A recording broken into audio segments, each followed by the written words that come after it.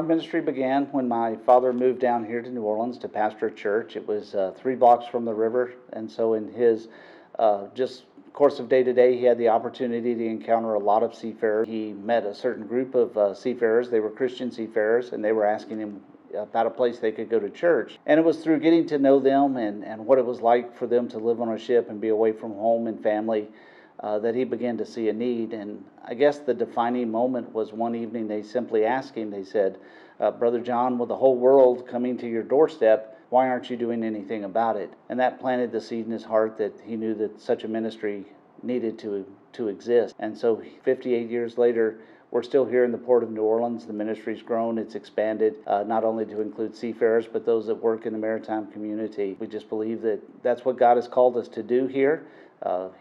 Jesus gave us simple commands: love God first and love your neighbor. And that's what we're trying to do to those seafarers that come in from all over the world, is just simply love our neighbor. There are so many people that make the port happen. There's seafarers that come in from 140 different countries.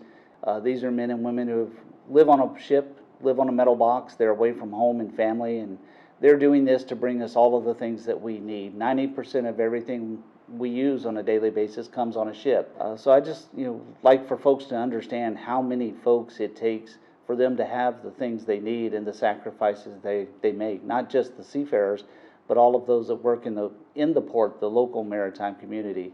It's had such an impact not only on our economy, but literally it has an impact on our history and our culture here in the city of New Orleans.